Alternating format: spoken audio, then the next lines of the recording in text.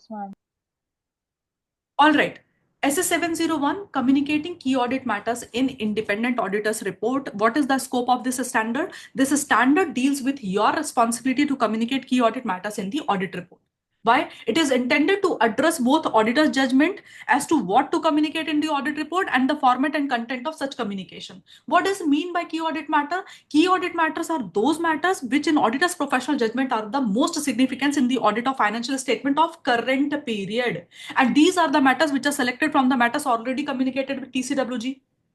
But why are we discussing this matter with TCWG? Why are we communicating this matter with TCWG and then again including in the audit report? Because it enhances the communicative value of the audit report. It provides additional information to the intended user to assist them understanding the matters, right? Where auditor applied their judgment. Third, it assists the intended users to understand the entity and those areas where management applied their judgment. And last, it provides the basis for the further engagement. What is the objective of auditor regarding the key audit matter? It is to determine the key audit matter, having formed the opinion, and then communicating those matter in the audit report. सवाल ये आता है, how do you determine something as a key audit matter? First, you have to see the definition. What is the definition? That these matters are in professional judgment, auditor's professional judgment are the most significant and they are selected from the matters already communicated with TCWG. And when making the determination, first you have to see क्या उस matter में high risk of material misstatement identify किया है अपने as per SA 315 or any significant risk है? Or is this matter involve significant auditor judgment which already has management judgment involved such as accounting estimates? Or if the effect of certain significant event and transaction that have occurred during the period in your audit? How do you communicate key audit matter?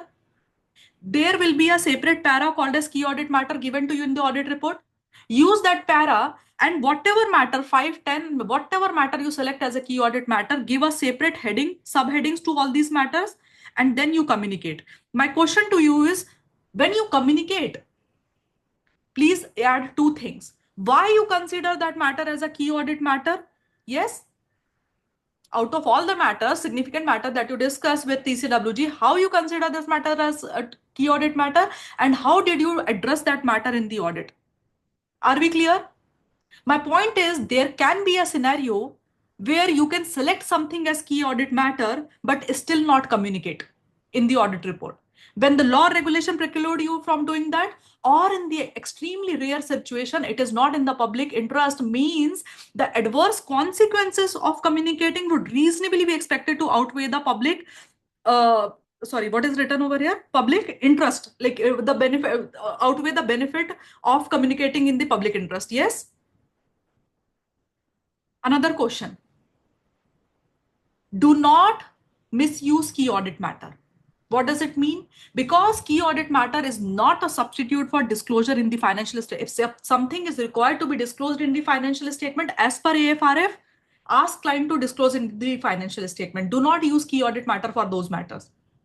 If you have to express a modified opinion as per SS 705, please use modification opinion para and basis of opinion para. Do not use key audit matter over there. If the matter is required to be reported as 570 matter of material uncertainty relating to going concern, please use that specific para. Do not use key audit matter para. And if you want to give any separate opinion, give in the individual places. Don't come here and use key audit matter for those matters, right? Whatever you decide to be communicated as key audit matter, krapya karke go and talk to TCWG. And even if you decide that there are no key audit matter, tell them that there are no key audit matter.